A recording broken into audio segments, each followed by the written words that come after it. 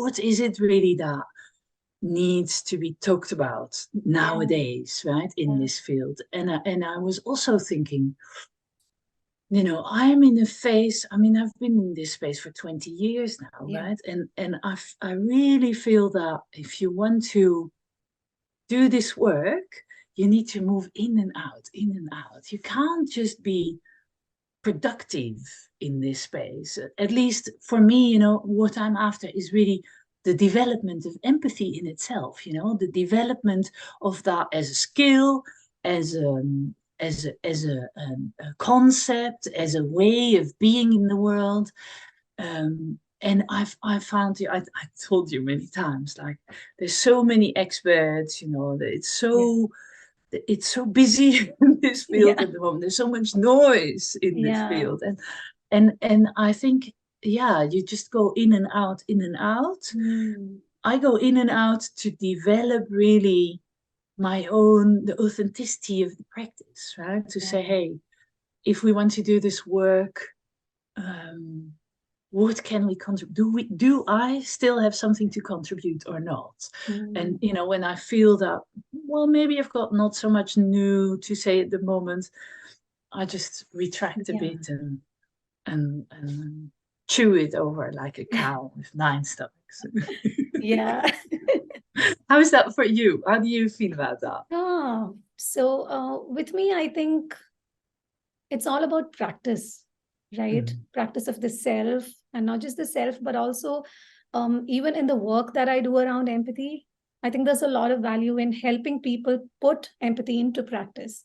So I think I'm more focused on the practical aspects of it than maybe the research bit or the study of it or anything of that sort. And I think I work with empathy in more basic ways, I think, compared to a lot of the other experts, in the sense, I feel that there are so many people who do not even understand what empathy is, right? Even the basics of it, right? And so just clearing up what empathy is, for them, and what are like maybe some very realistic steps that they can take in order to make sure that, in their day-to-day life, they are able to implement empathy and stuff like that. So like you say, in and out, but for me, it's more getting into the practical and then stepping out for reflection. Then again, like, getting into the practice of it, and then always having that, stepping out for reflection to see where things are going. And in that process, I've seen so many iterations of the work we do, right? I mean, the first module that I probably, like delivered was so different when compared to what I do today, because, there are so many iterations, so many things you learn and, along the way, especially from experience, like especially when participants in workshops talk about their personal experiences with empathy and the lack of it and all of that. And then you realize, oh, that's such a beautiful insight. And then you kind of tie that up into your curriculum. And that's how it's been for me. I completely agree. My focus is also, my background's in psychology and research, and I'm always interested in doing that. But I also completely agree that, it's in the practice that it makes sense. And I find that's one of the things that is really fatiguing me in the world nowadays, that we do so much talking, blah, blah, blah, blah, blah. We talk. And even, this point of people not understanding what empathy is, or very often having a judgment about it.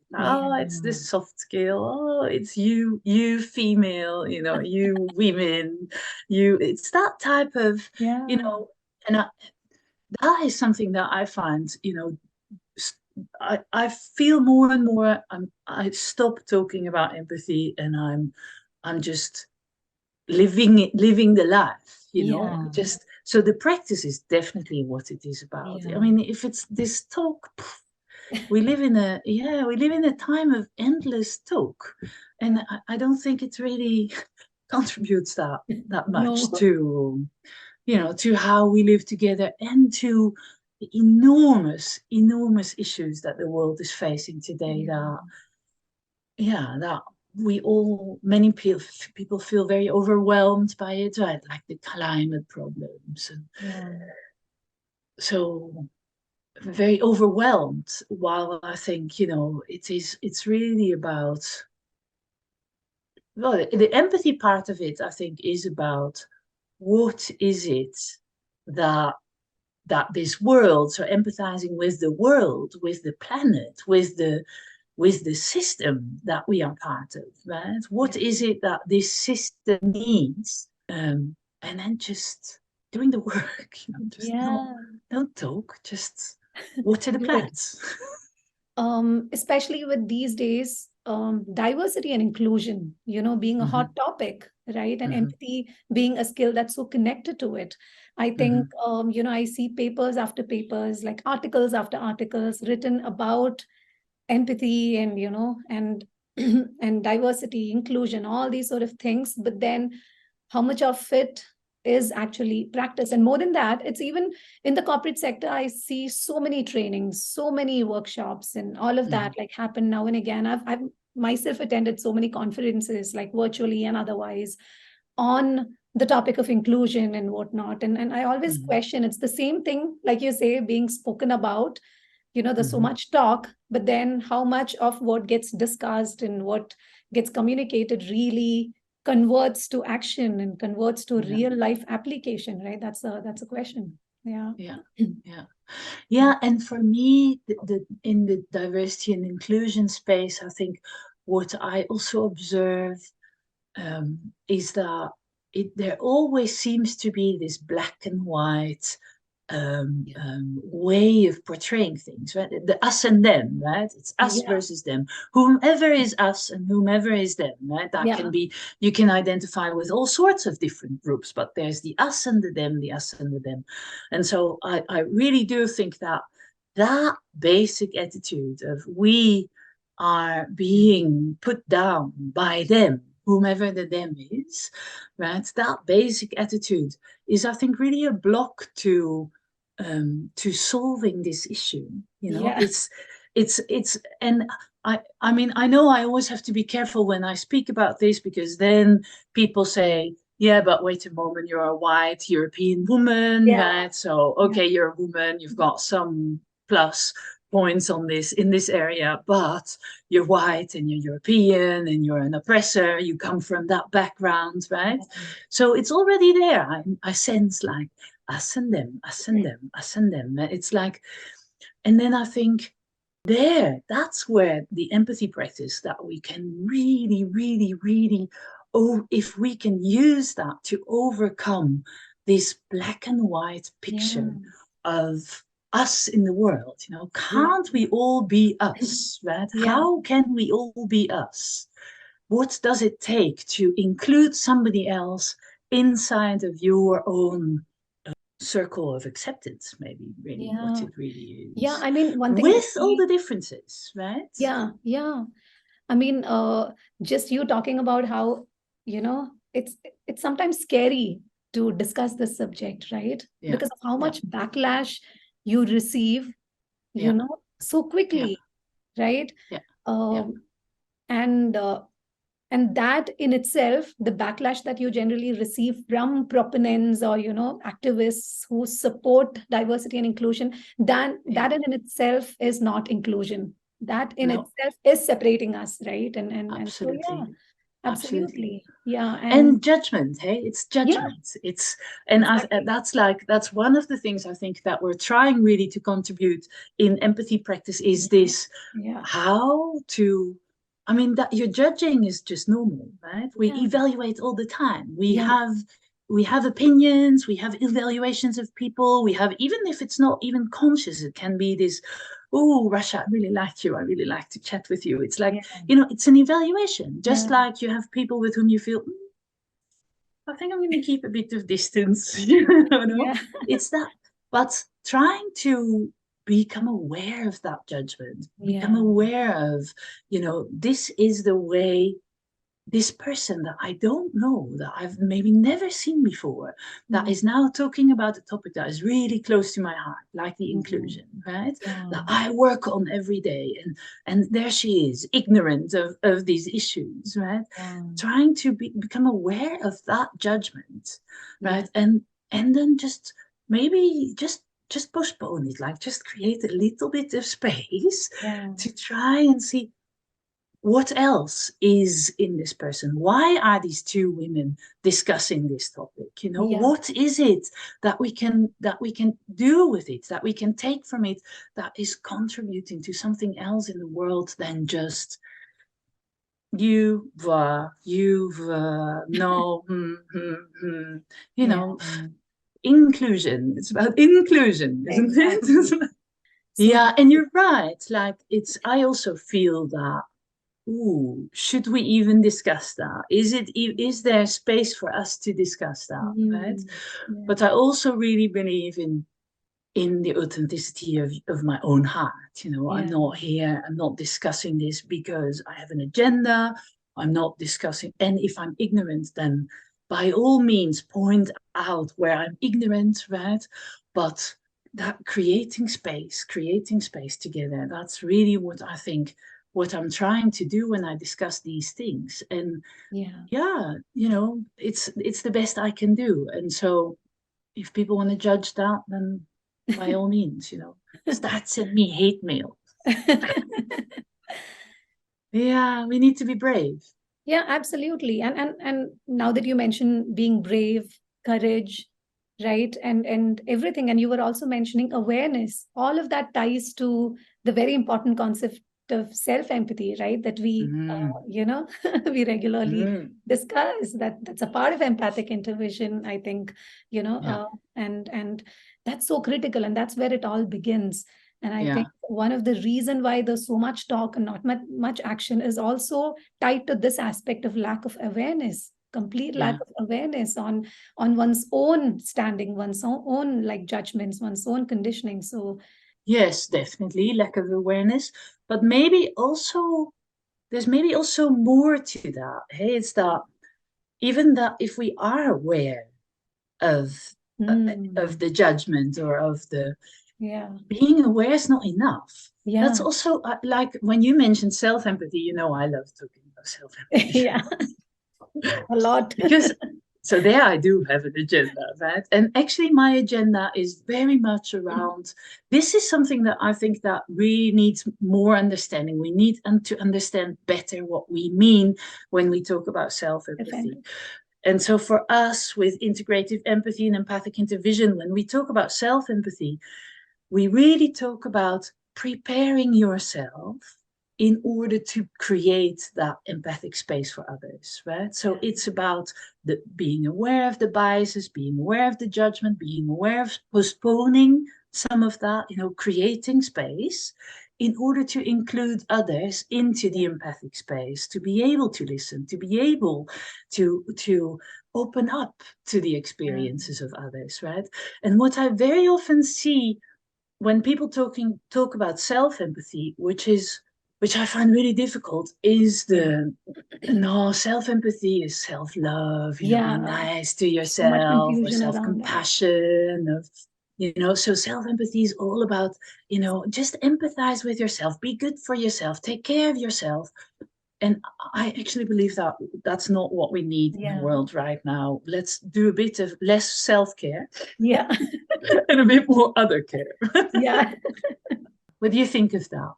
No, I completely agree. It's about, again, I think courage is a very powerful word, you know, that you mentioned. Like when you said, you know, being courageous enough to let go of some of these conditioning that has stuck with you, you know, all your life, just letting go of that and then looking at somebody else in a whole new perspective. So I think that is what self-empathy is more about, like letting go of your biases and whatnot, and then, you know, being so open that when a perspective that's so new to you and that's sometimes even opposite to what you believe in is thrown your way, you still have the open-mindedness to kind of accept it and work with it, right? So and so how do you do that letting go? Like when you say letting go, what do you do? What is the practice of letting go? So for me, it all began, like personally, my journey of understanding all of this began with recognizing my own biases, like my own cultural, like, you know, conditioning that has kind of crept into my way of life, right? On a day-to-day basis, what are some of the things that I do which are biased, which are not, which kind of are full of, what do you say, things that I've picked up maybe early in my early years from television, from the sort of things my parents spoke about, especially about other communities, or, and all of that. So it takes, and I think it takes courage, because you're so used to a way of life.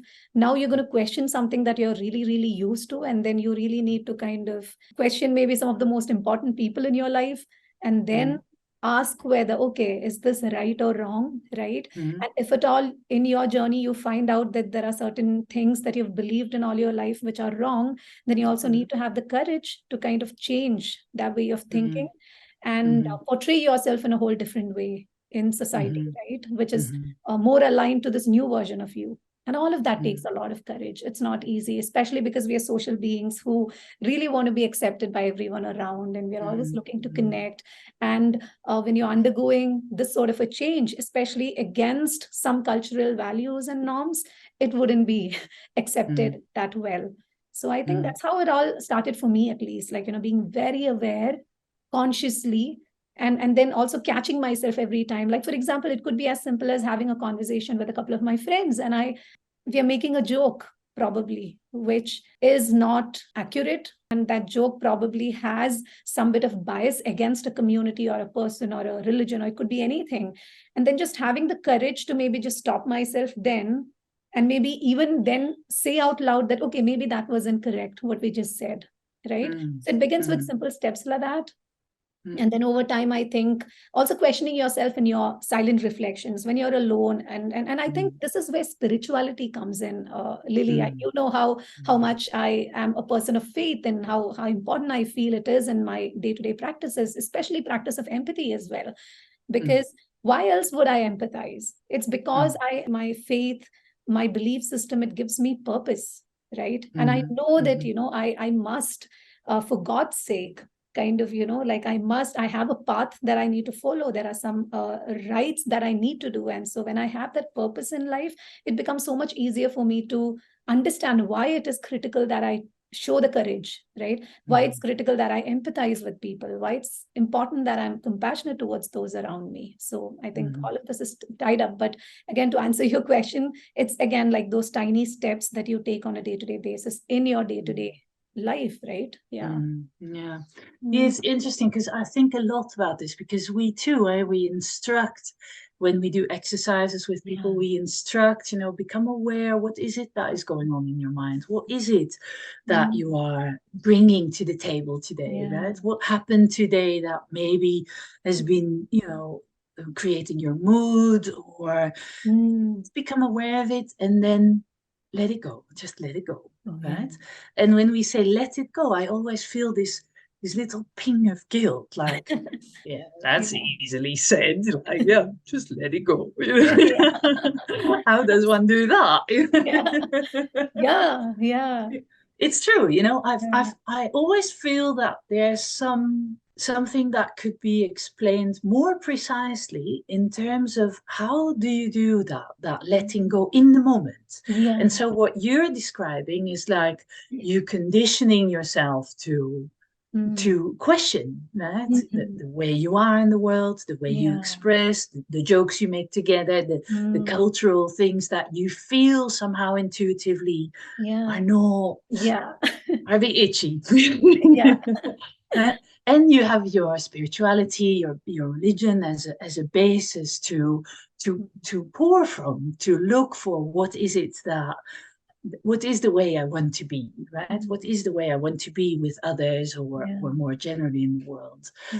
But in the moment itself, like between you and I right now, if you become aware of, hey, I'm sitting here, it's the end of the day, I'm fairly tired, she's nicely talking, but it's not that interesting. How do you, and you become aware of it, and you think, maybe I'm not that tuned into Rasha at the moment, right? Or you into me, right? Maybe then what is the instruction in that very moment, other than just let go? Yeah. What's the instruction that could help to actually really re-transform that inner space? And that's something that I'm looking for. How could we be more helpful there if people are watching this and have ideas about that, I would really love to hear that, because I really think that being empathic is a way of being, and it's a co-creation. It's not, because I've been working in this space for 20 years that I'm now here to tell you how to do it, right? It's very much about, are you willing to connect? Would you allow me to connect with you? And if you do allow me to connect with you, how can we co-create that empathic space that has like something that you and I had from the very beginning, so naturally, like that trust that you can open up to each other, that you feel that while you can really have your conflicts or your little irritations, but there's this underneath all of that day-to-day life, there's this, I'm willing to open up to you. I'm willing to give you my love, really. Right? What's wrong with that? I'm willing to love. I have lots of love to give. Are you ready to accept it? Right? Can we? And I find that, so if people are listening to that and they have experience with it and they would like to share, I would love to hear that. I think it's something that could be more, could be sharper. Yeah, absolutely. I mean, just the other day, I was listening to this talk about the importance of, knowledge is very important. Gaining knowledge, reading, and all of that is very important. But this knowledge becomes useless when it's not put into practice, right? So for me, I think to be able to, in that moment, right, like you were describing, like in this conversation, in that moment when I'm kind of losing it, like, how do I kind of let go and then be fully present with you in the moment and hold space for you completely in this moment? I think there's no shortcut to it. I think it needs to be practiced so much that then it kind of, slowly becomes a habit that you get into. Because these sort of things, unfortunately, all of us come, with a lot of baggage from the past. I mean, we all have, a lot of issues that we deal with on a day-to-day basis, and it triggers, like mostly triggers. Never know, like, we are just having a random conversation. Something you say might just trigger like one part of me, which probably heard something similar from, someone who once abused or, was really harsh to me in the past. And that in itself, so subconsciously I'm triggered over there. And I myself have no idea as to why I'm getting like so triggered and emotional in that moment, right? This is where, like, just that awareness and knowledge of myself, like what are the triggers like that I have. And and recently I've been working with this person who has been helping me a lot. He's an expert in Eastern philosophy, and some of the things that he said, one of the things that he has taught me to do is to kind of be aware of the different parts of myself, primarily the victim in me and the friend in me, and like, the judge in me, and all these different parts of mine. And so what happens is, in a conversation, someone's saying something and I suddenly feel, I start feeling off, like you said, and it's too difficult to let go at that point in time. Then I really need to check in with myself and see whether, is it the victim me that's right now responding to what I just heard Lidewij say, or is it like, any other part of me? So just having that clarity on which part of you kind of responds to something you hear, like when somebody else is talking to you, right? I mean, so again, time and again, it all goes back to, the amount of work you do with yourself, in order to know yourself better. What are your triggers? What are the sort of trauma you carry from the past, which still today make life, difficult for you? And just, and then just practice. There's no shortcut, I feel. And when the more you have put these sort of things into practice, the easier it's going to get as time goes by. Because initially, I remember when I first heard these concepts, it was very difficult for me to identify in a moment that, okay, it's the victim in me that's getting triggered, right? But I've also started journaling, like, recently, like for the last couple of months, and that's also been helping. And what I'm noticing is, as time goes by, as I'm practicing this more and more, even in my journaling, I write with clarity about, okay, today this happened, and the victim me kind of, had this response. And so, and so I guess it's only with that level of, like, practice can we learn to, in the moment, kind of manage the sort of little things that happen within us, right? Yeah, it's interesting because, I think this experience, everybody has their own way of experiencing, right? Yeah. What I know is that what happens in me is that once I become aware, I don't have this compartmentalization of the different types of me, right? It's not, no, I don't. But I do always feel like there's a source. There's like a source that I can go back to, that's maybe when I just said about love, it's like there's a source that when I have it in my mind's eye, like, what is it like? It's really like, maybe like, what is it called? This water swirling in circles, that. So there's like something like that in my chest. Right? That's where it feels like in my chest. Beautiful. And so when I say for myself, okay, you're judgmental or you're cranky or I am cranky. Then what I do is actually I always go back to that source. It's like I go inside to tap, the light out of the water and to say, open up, and then open up towards the other. And it's just like you say, it's like a practice that I've been doing for a very long time now, due to things in my personal life. I lost a sister very early in my life.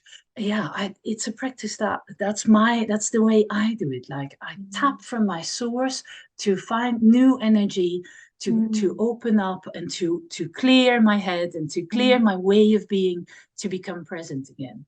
And so I find it very interesting when I listen to you, like, you have lots of things going on in your head and you're analyzing and that's this in me or that's that in me and my movement's like